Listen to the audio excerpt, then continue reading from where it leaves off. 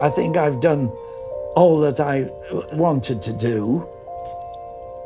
As long as I can be helpful and keep going, that's the main thing.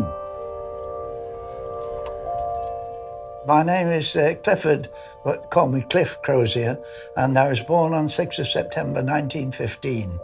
Makes me now 101. I was born in Birkenhead, in the Wirral, Cheshire. Apart from the war and the time I was at college, I've been there all my life. I've been retired now for 38 years.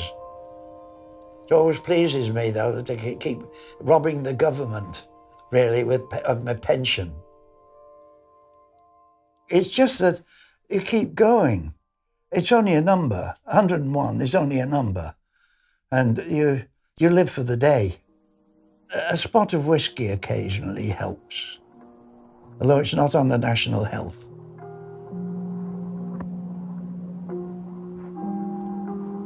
I have so many fond memories. Sometimes sit down in my chair and I think back, and I try to sort of reorganize this story about these people that I have got in my mind and mix them up together first and then pair them all. And I think there are quite a few people out there that would be very, very happy to be together because they are such lovely people that they are. Emilia Teresa Harper. Teresa. It's Teresa because it's Czechoslovakian.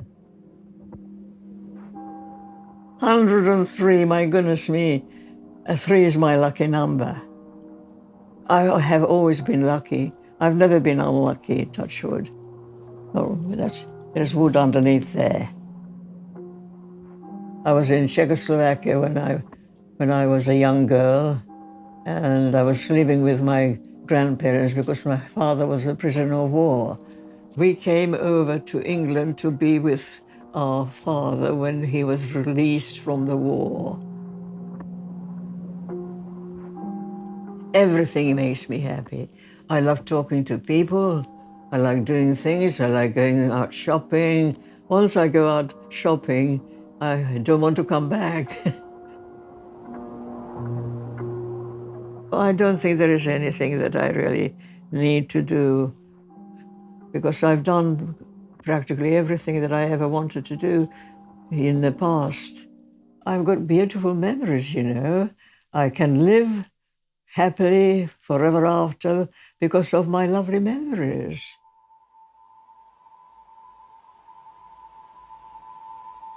Do you know Sri Lanka?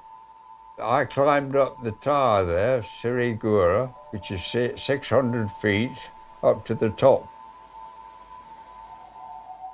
I've always been fond of the water, and I did a lot of yachting when I was young as well, another part of my misspent youth. My name is John Dennerley. I'm 102 and a half. I was born at an early age, before World War I, in Denton, Manchester. I've had a relatively easy life, even with the RAF 5 years of war. It was an adventure more than a penalty, even amongst the bombs. But I wasted a lot of time, my childhood, entertainment, that sort of thing. Even staying up till sometimes right through from midnight right through to breakfast time, and Mother would come down in the morning and say, "Haven't you been to bed, John?" And I'd say, "No, I've been listening to the Schenectady, New York on the radio with the jazz band."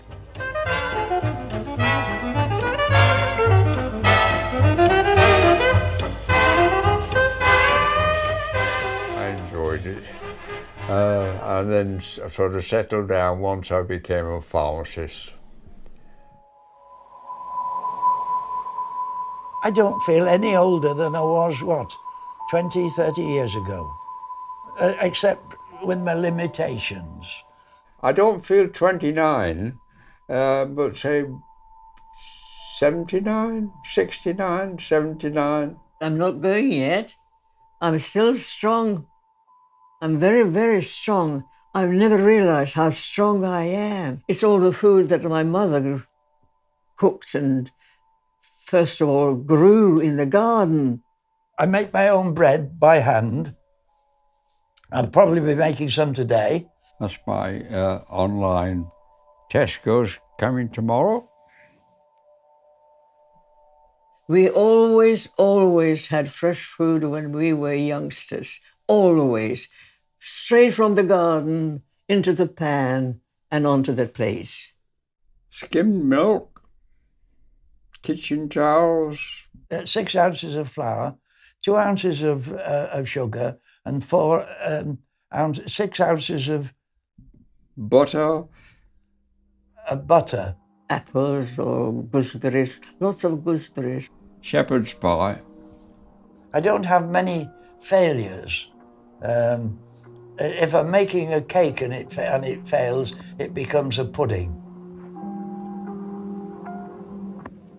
Oh, my marriage was absolutely wonderful, heavenly, heavenly, heavenly. I lived with him from the age of 16 until he died at I think it was over 70. I wanted to marry a handsome man and a man with good manners, and I had both. We did have problems, but we got through them. And I think nowadays people give up too easily. I'm always optimistic, and she was always pessimistic, so we got on very well together. Make the most of it, because that's especially if it's the first love, there's nothing like it.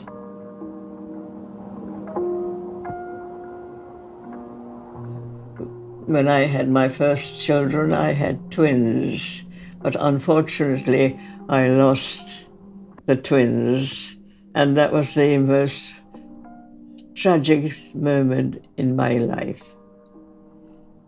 But I had a daughter, and I enjoyed her company very much indeed, loved her immensely.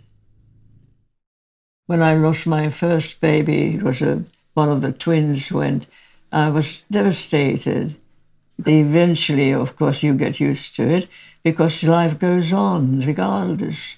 You get healed, and what you never forget. So, it's really wonderful to have something left behind, even if they are no longer here. They're there. They're in your mind. They're in your air, all around you. It's really a wonderful, wonderful feeling. I think a lot of my children, even today, after all these years. I can still sit here and I can talk to them and as if they were still alive. When people pass this way, they hear me talking to myself. They think I'm crackers. But I'm not crackers. I'm only just thinking about my children.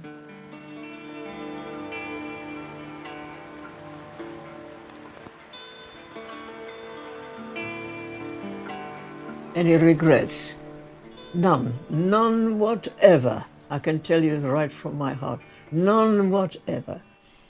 If I'd have been more attentive at school in my early life, I'd have studied more and harder. And although I didn't do too bad in the end. So. But I think the sooner you start studying, the better. I was ill at college, and my father came to collect me, and I didn't want to go back with him. I wanted to stay at the college with the friends for a short time, and I always regretted that my dad had made the journey, and I hadn't taken it up. His offer to take me back. I didn't do the right thing by my father. That's the thing. Because I admired him very much. I never said anything.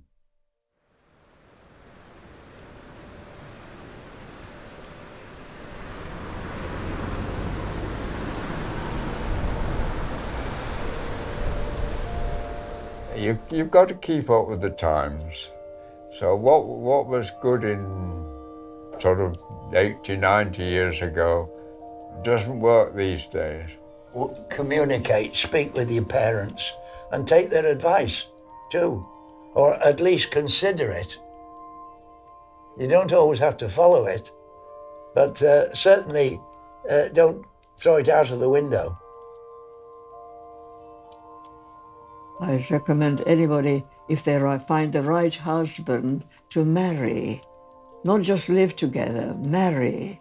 Be closer and closer. It seems to me as if you are happily married and happily living, that is the finest remedy for all ills, because everything is in perfect harmony.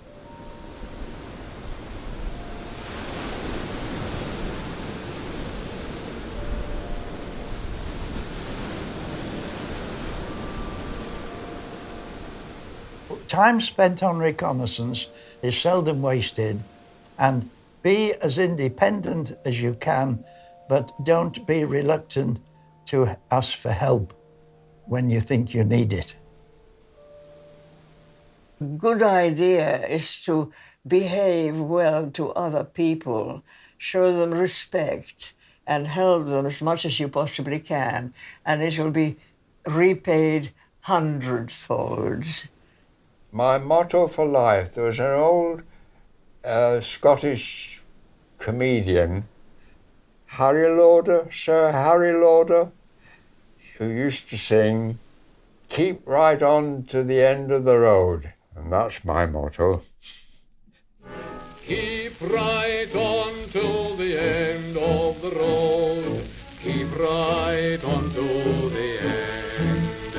Though the way be long, let your heart be strong. Keep right on round the bend. Where all you love and you dreaming of will be there at the end of the road. The longer I stay, the more noisy I shall get. I'm staying put.